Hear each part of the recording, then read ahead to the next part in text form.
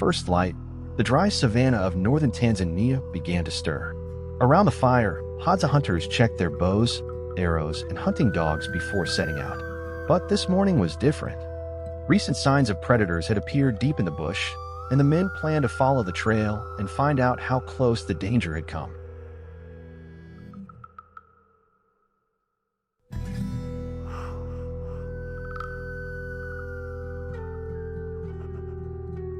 The warning started the day before, when several women heard a powerful roar near their gathering area and found fresh claw marks on a tree. Soon after, the dogs discovered large paw prints beside the thorn bushes. A male lion had clearly passed through. Birds suddenly scattered, and a herd of zebras changed direction. The signs were unmistakable. The lion was still nearby. Now the hunters had to determine whether it was simply passing through or moving dangerously close to their village.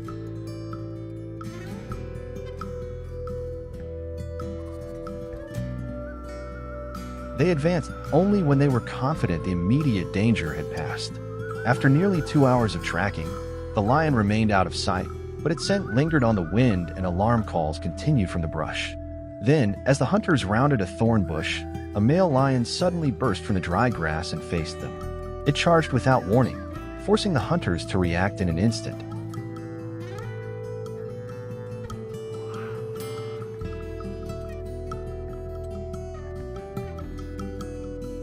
The confrontation was over almost as quickly as it began. Wounded but still dangerous, the lion turned and vanished into the bush. With several hours still before they could reach camp, the dogs suddenly picked up another trail.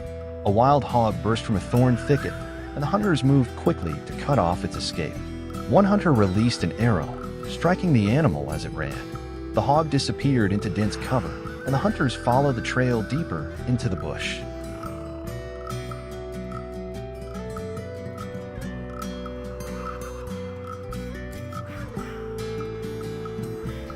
As the hunters prepared to leave the forest, one man spotted bees circling an old tree.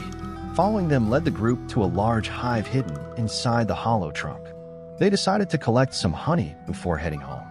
Using a simple tool and a small amount of smoke from dry grass, they reached the hive and took only what they needed, leaving most of the honey behind for the colony.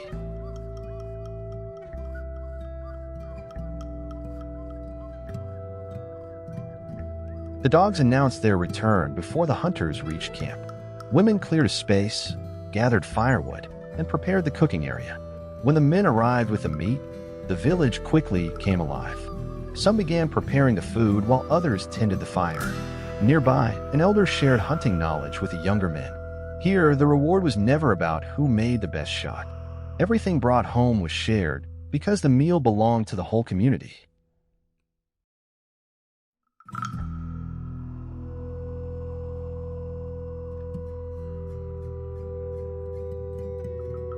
The Hadza don't survive the wilderness by trying to conquer it. They survive by staying alert, moving patiently, and knowing when to act and when to wait. For generations, they have learned to read the land, recognize its warning signs, and adapt rather than fight against nature.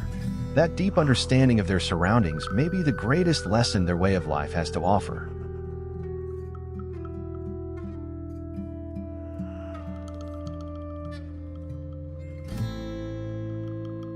Dawn spread across northern Tanzania, casting a soft golden light over the dry savanna, thorny acacias, and red earth. There were no engines or city noises, only wind through the grass, birds calling in the distance, and quiet footsteps disappearing into the wild.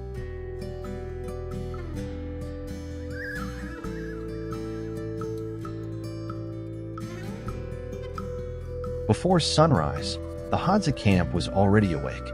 No clocks were needed, the hunters knew when it was time to move. A small group slipped into the darkness with wooden bows and arrows ready. There were no long conversations, just a few quiet signals between them. For the Hadza, hunting is less about strength than patience, experience, and the ability to read even the smallest clues left behind by the land.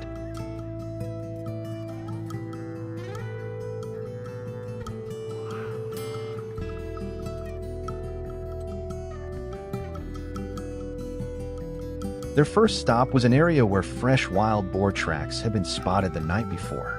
The prints were still clear in the cool sand. One hunter crouched down, studied the trail, and motioned for the others to follow.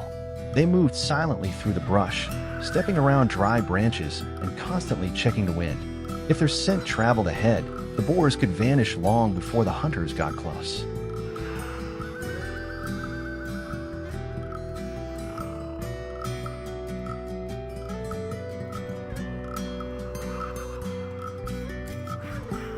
The hunting dogs suddenly stiffened, their attention fixed on the brush ahead. The hunters knew a herd of wild boars was close. They spread out, quietly covering the likely escape routes. Moments later, a boar burst from the thicket.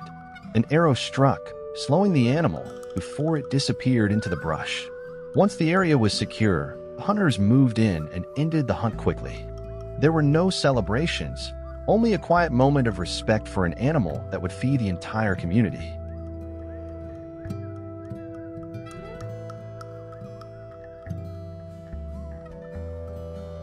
But wild boars are not the greatest threat on the savanna. Sometimes, the hunters find fresh lion tracks pressed into the soft earth.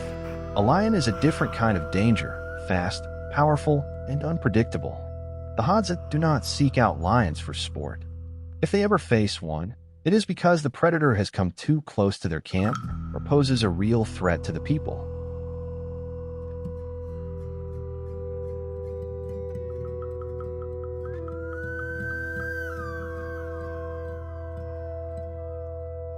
When fresh tracks from a male lion appeared, the hunters stopped and carefully read the signs around them. They checked the wind, listened for alarm calls, and scanned the grass for movement.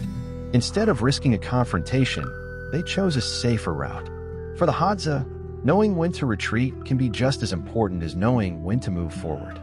They don't try to conquer the wilderness, they understand that they are part of it.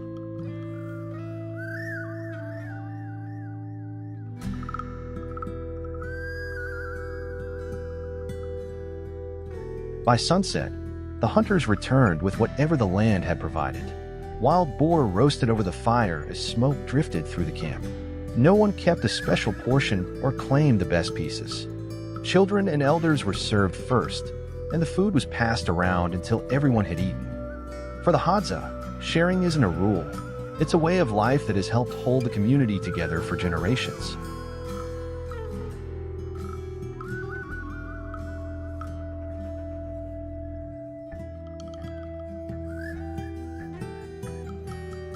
What truly sets the Hadzabe apart isn't their ability to hunt or face danger. It's their restraint. They take what they need and leave the rest behind. In a world driven by speed and constant consumption, their way of life offers a simple lesson. Having more isn't always the same as having enough. Sometimes the greatest form of abundance is knowing when to stop and appreciate what the land provides.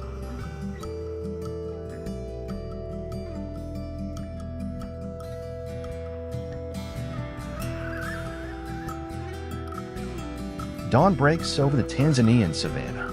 No alarms, phones, or glowing screens. Just wind through the grass and footsteps in the dust. While modern life depends on technology, the Hadzabe continue to live by skills shaped through generations of experience. For the next 24 hours, we follow their daily rhythm without electricity, clocks, or modern conveniences. And one question remains: when technology falls away, what matters most? Instinct, experience, or skill?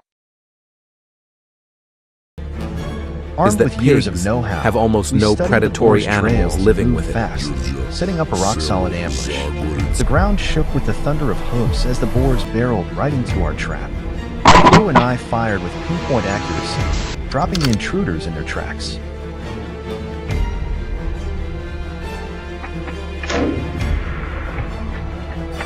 No time to pat ourselves on, though wave after wave of boars kept coming, massive, quick, and nimble as all get out.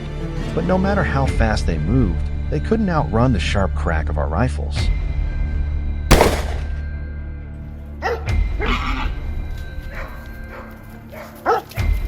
Our orchard stretches across acres of rolling land, so we split into tight-knit teams, setting up strategic checkpoints to cover every inch. Taking down those wild boars was no walk in the park. Even with steady hands, a few shots went wide, letting some of the crafty crews slip through.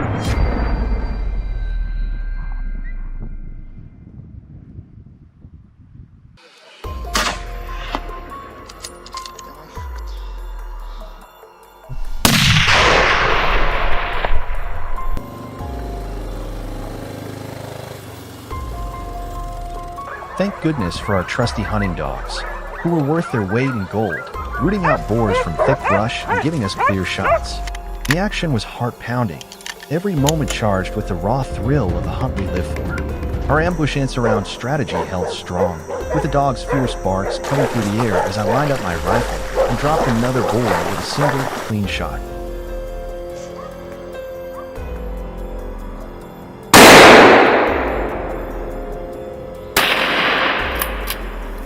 When the gunfire finally faded, an eerie calm settled over the orchard, but don't let that fool you. Danger was still lurking, and we stayed on high alert.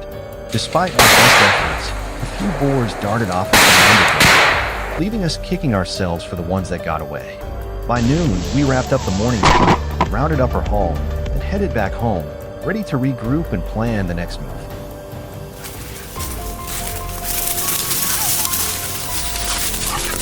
That afternoon, we moved our hunt to the sprawling cornfields next door. We let the hounds loose, their noses to the ground, tracking the boars with relentless drive. Their barks rang out, sharp and wild, as I pushed through the dense rows of corn, the stalks scratching at my arms. My heart raced when I spotted a boar darting through the maze. I planted my feet, took aim, and fired, a clean shot that dropped it on the spot, a prize for the eager dogs. The hounds kept baying deeper in the field, so I followed the sound and caught a flash of another boar. I squeezed the trigger, and though it stumbled, it stayed upright. I closed the gap, fired again, and this time it hit the dirt for good. Chasing these beasts wore us out, but man, the rush of nailing the shot was worth every second.